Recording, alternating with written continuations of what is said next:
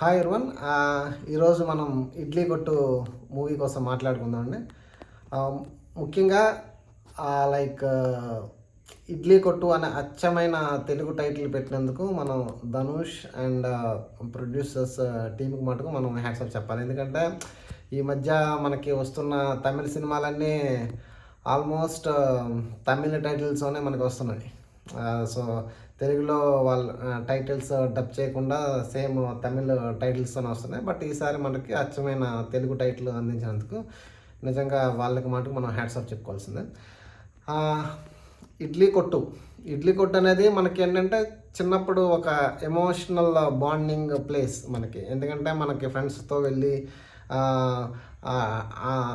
Evenings కానీ లేకపోతే Sunday పూట కానీ మనం ఫ్రెండ్స్తో తిరిగేసి చిట్ చాట్ చేసుకొని వచ్చి ఒక ఇడ్లీ కొట్టు ఒక ఎమోషనల్ బాండింగ్ ఉంటుంది ప్రతి ఒక్కరికి ఆ ఇడ్లీ కొట్టుతో.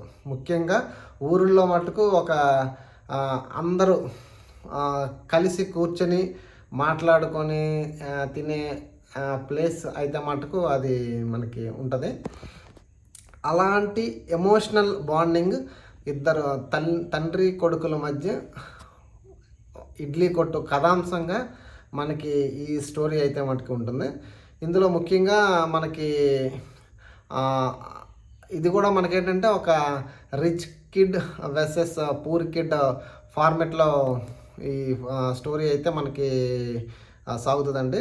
రిచ్ కిడ్ కింద అరుణ్ విజయ్ అండ్ మన పూర్ అంటే ఒక మిడిల్ క్లాస్ కిడ్ కింద ధనుష్ అయితే ఇద్దరు బాగా వాళ్ళ పాత్రల పరిధి మేటకు మనకి బాగా నటించారు.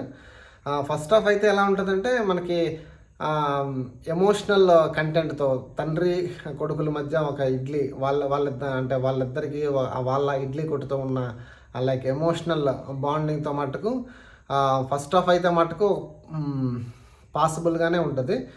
సో ఎక్కడ అంటే కొంత అంటే ఆ స్టోరీకి ఉండే పరిధి మేర స్లోగా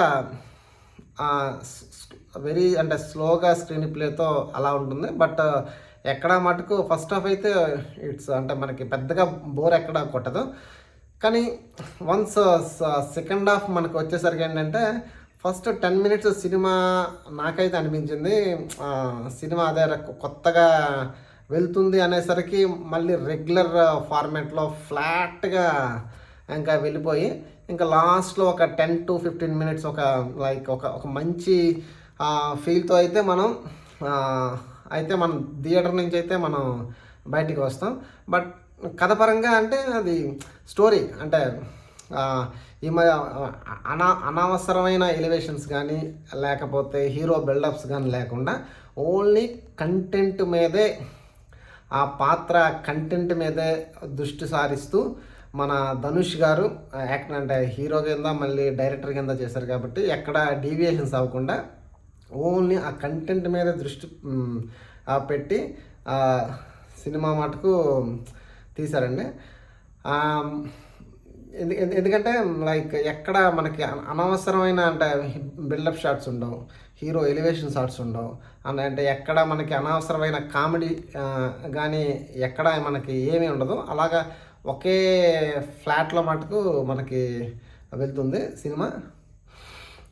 మ్యూజిక్ పరంగా జీవి ప్రకాష్ అయితే సినిమాకి తగ్గట్టు అంటే గుర్తుంచుకోదగ్గ సాంగ్స్ అయితే పెద్దగా ఇవ్వలేదు. కానీ సినిమా పరంగా బ్యాక్గ్రౌండ్ మ్యూజిక్ కానీ లేకపోతే సాంగ్స్ కానీ సినిమా పరంగా యాప్ట్ అండి.